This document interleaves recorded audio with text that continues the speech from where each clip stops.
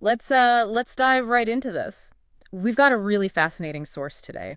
It's a review by Mary Munoz of the film That They May Face the Rising Sun. Right, the Pat Collins adaptation Yeah, of the John McGahern novel. exactly. And our mission, really, in this deep dive is to unpack what this review tells us, about the film's take on rural Irish life, community. And that power you find in just a quiet observation. Yeah. And the review, like right away, it hits you with this intriguing idea. It calls it a film where, and this is a quote, nothing really happens, yet it somehow manages to strike at the core of you. Which is quite something, isn't it? How does a film even do that? Well, that's the puzzle, right?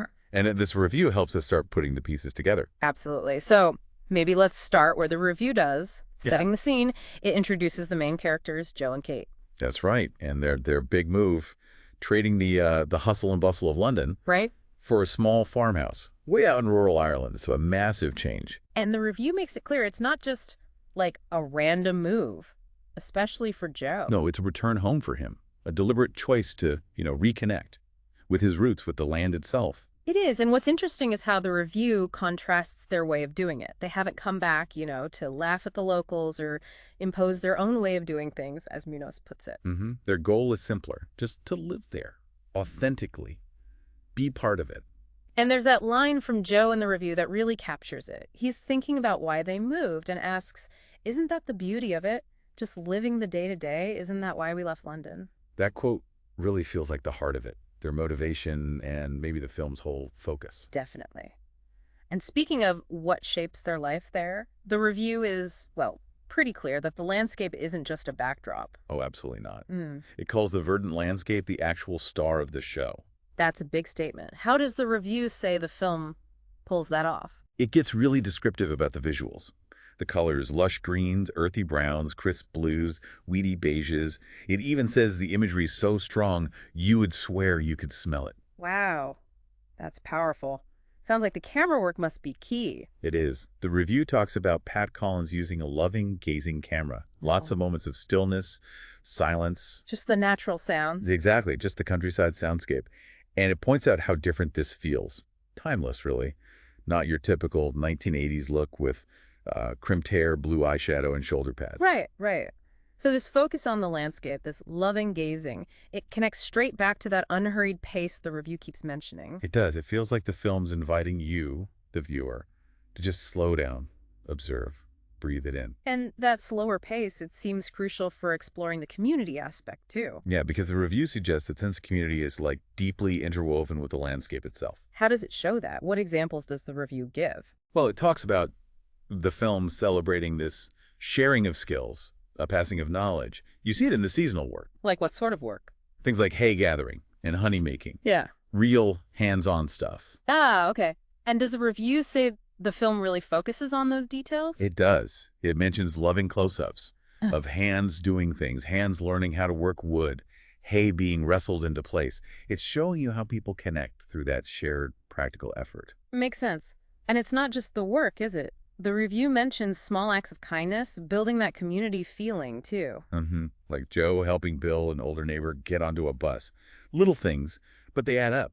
They paint a picture. Yeah, they do. And a big part of that picture, according to the review, is this group of elderly neighbors. Right, the ones who often visit Joe and Kate. Just popping in, yeah. Usually over a cuppa or a meal, bringing the local news, the gossip. Exactly. And their view of London is interesting, too. The review says they see it as an entirely foreign place. Different pace, different rules. Yeah, just a whole different way of being compared to their life. Now, the review brings up something quite important here, doesn't it? A layer of subtle social commentary. It does. Amidst all this sense of community, it also points out a notion of poverty that is never spoken about but is evident in the lives of these men. It's not overstated, but it's there. How does the review back that up? With specifics. It notes these men still need to work, likely out of necessity. Their nightshirts are described as gray and holy with age. Their homes are dark and cold. So it's observed, not declared, quietly shown. Precisely. It adds this layer of reality, doesn't it? And Joe seems aware, too. The review quotes him saying, "The country's full of battered folk like Bill." Acknowledging his own relative privilege, maybe, and the hardship others face. It adds complexity. Definitely. So, okay, we had this film described as Affable and understated, right? With a lullaby-like twinkling piano score. Focusing on landscape, daily life. So how does the review explain that initial paradox? How does it still manage to pack emotional heft, as it says? Yeah, that's the core question, isn't it? The review really zooms in on two key events. They happen quite close together in the film, apparently. A wedding and a death. Ah, the big life moments. Exactly. And the review argues these moments strike right at the heart of what it means to belong somewhere. Universal stuff, but shown in this very specific, observed way. And how are they portrayed? Differently. Very differently, according to the review. The wedding is all celebration, layered with sound and joy. Very vibrant. And the death. That's marked by silence that takes on a layer of weight that seems palpable. So using sound and the absence of sound to create these distinct emotional landscapes. Interesting contrast. But is there a common thread? There is, and this seems key. In both events, joy and sorrow, the review highlights how the neighbors throw their arms around each other in a demonstration of pure togetherness. Ah, so it comes back to that community support. Right, that shared humanity, that mutual support in the face of everything life throws at you.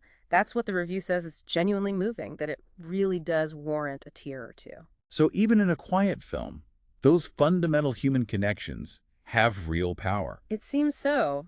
It really feels like the film, based on this review, just gives us this intimate glimpse into the ordinary, everyday lives of this village. And that goes back to the pace again, that unhurried, gentle pacing.